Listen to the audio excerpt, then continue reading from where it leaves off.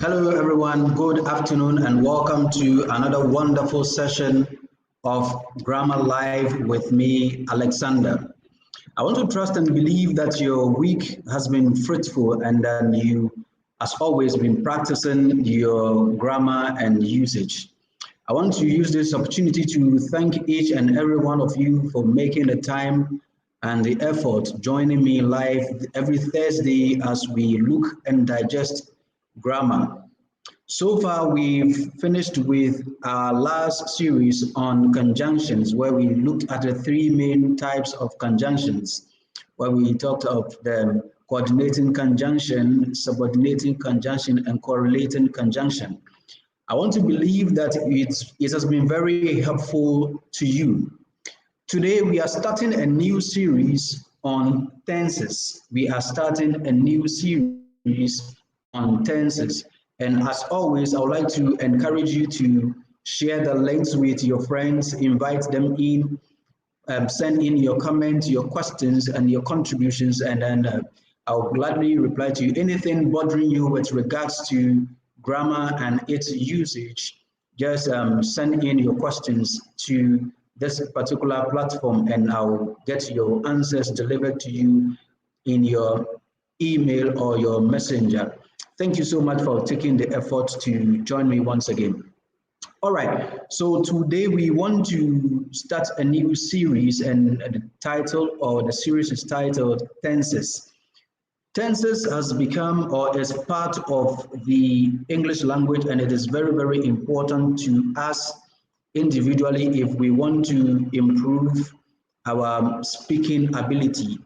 Tenses has been one key ingredient in our daily usage of a language. No matter whatever language that you want to learn or you want to speak, tenses are key embodiment of whichever language that you want to learn.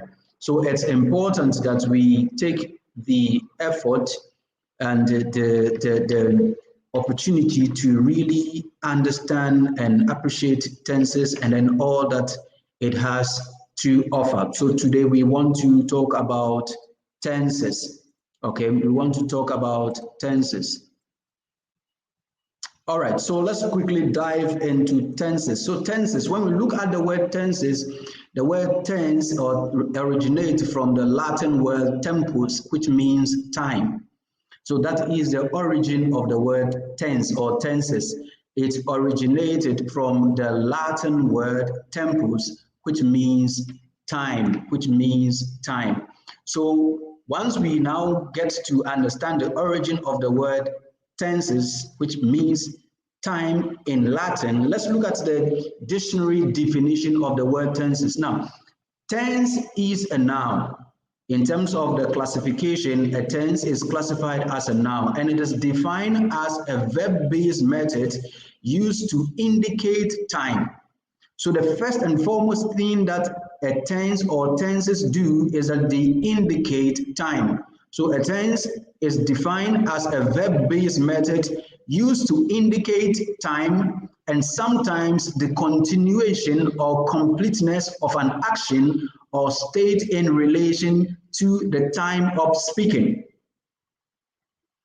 A tense is defined as a verb-based method used to indicate time and sometimes a continuation or completeness of an action or state in relation to the time of speaking. So that is the dictionary definition of time. That is the dictionary definition of time, the dictionary definition of time. So anytime you want to indicate an action or a state in relation to time, we use tenses to demonstrate and to show that. We use tenses to demonstrate and to show that. Now, one thing that you need to understand is that tenses are based on verbs. Tenses are based on verbs. That's why we say a verb-based method. So we can't have tenses without verbs. They are always or usually or mostly based on verbs, and they indicate time. Sometimes they indicate continuation or completion of an action or state. The key thing that you need to understand and to keep in mind is that all these things are stated or are in relation to the time of speaking. They are in relation to the time of speaking. Now, the concept of tense in English is a method that we use to refer to time. So when we bring the understanding of tenses into the English language, it is a concept, it's an understanding that we use to refer to time. Now, when we are talking about time, in this instance, we are looking at the past, the present, and the future. So in relation to time, we are looking at the past, the present, and the future. So that is how the concept of tense is used in the English language. So we say the concept of tense in English is a method that we use to refer to time. And then we're saying that when we are referring to time, or when we mention time, we are looking at the past, the present, and the future. So basically, that is the essence of tenses. That is the essence of tenses. Now, we can also talk about time without using tenses. So even though we use tenses to refer to time, which deals with, or which talks about the past, the present, and the future, we can again, or we can also talk about time without using tenses. For example, I can use going to. Going to. Now, going to is not a tense, but we use this special construction to talk about the future. So once I want to talk about the future, I can use the construction going to talk about the future and not necessarily use tenses to refer to or to talk about time. So we can also talk about time without using tenses. So for example, going to is a special construction to talk about the future, and it is not a tense. So two things that you need to understand, that though tenses are used to talk about time, there are other special constructions that we use to talk about time or the future, which are not tenses. It is important to keep that in mind as well. Now, one tense does not always talk about one time. What this means is that we can use different tenses and it does not necessarily refer to the time. It does not necessarily refer to the time. So for example, we can use the present tense or even the past tense to talk about the future. We can use the present tense or the past tense to talk about the future. So it is key to understand that when we are dealing with tenses, one tense does not always talk about one time. So a present tense does not only talk about the present moment. And likewise, the past tense does not only talk about the previous moment. It is very important for us to understand that concept, that one tense does not always talk about one time. So the present time does not always, or is not only limited to the present situation or the present moment, neither is the past tense related to the previous situation or the previous moment.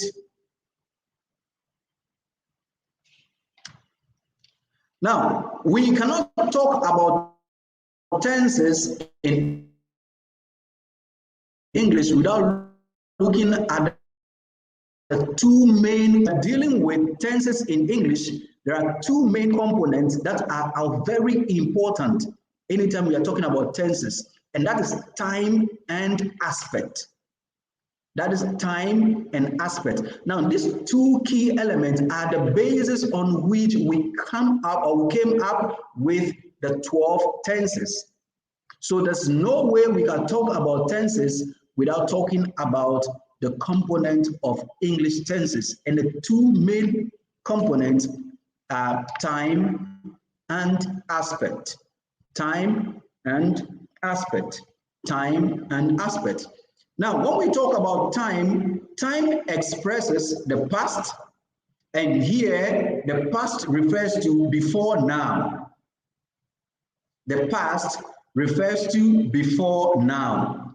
So anytime that you want to talk about something that happened before your present or your current situation, we refer to that in relation to time as the past.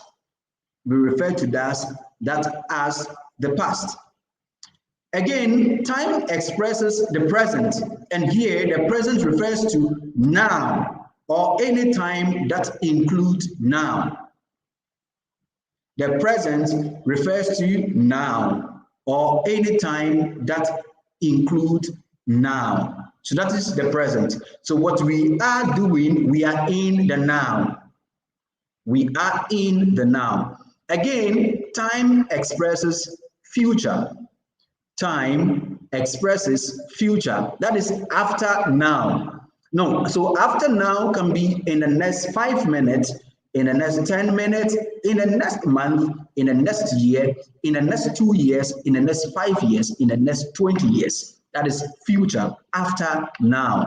So that is the first component of the English tenses, that is time, which expresses past, which talks about before now, the present, now or any time that includes now, and the future, that is after now. The second component of the English tenses that we need to understand is aspect. Aspect. Here, the aspect can be progressive or perfective.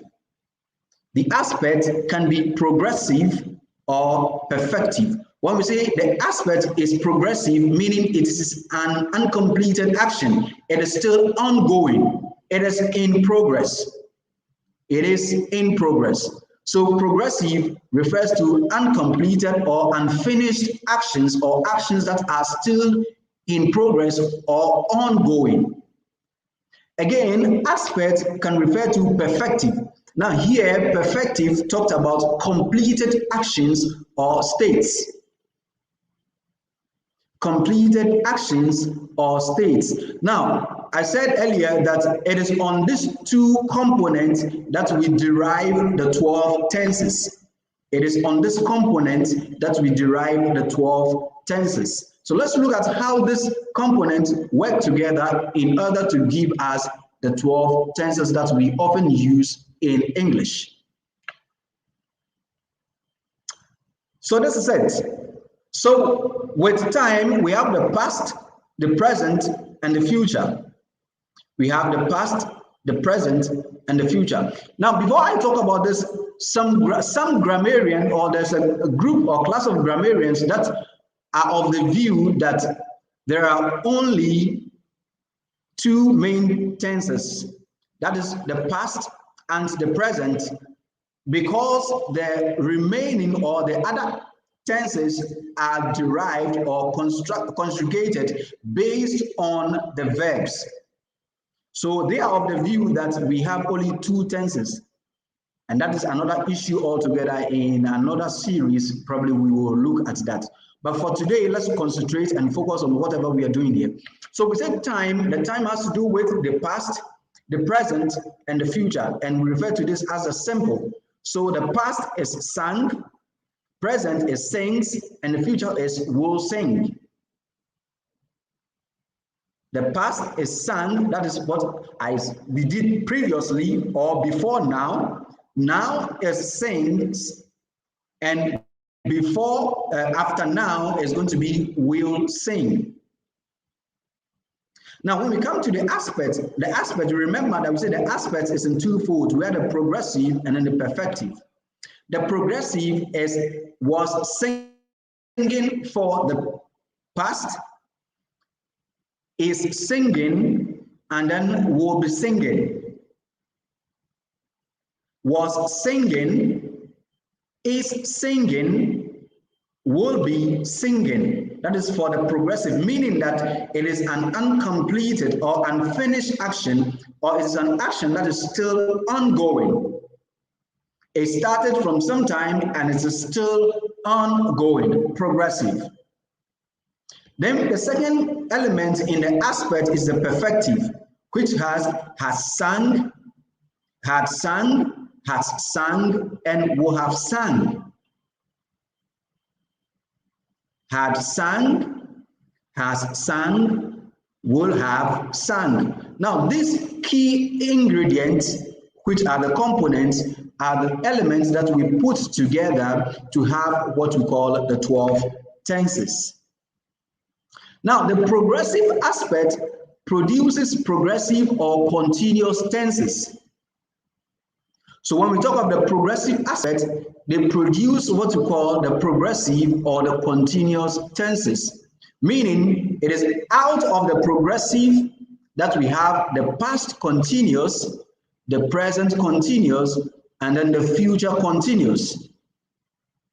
Out of the progressive, we have the past progressive, the present progressive, and the future progressive. In the same way, the perfective produce what we call the perfect tenses. The perfective produces what we refer to as the perfect tenses. And with the perfect tenses, we have the past perfect, the present perfect, and the future perfect. Now, when we put the progressive and the perfective together, we have a new element. When we put the progressive and the perfective together, we have a new element. So we say, and the two aspects can be combined to produce what we call the perfect continuous tenses.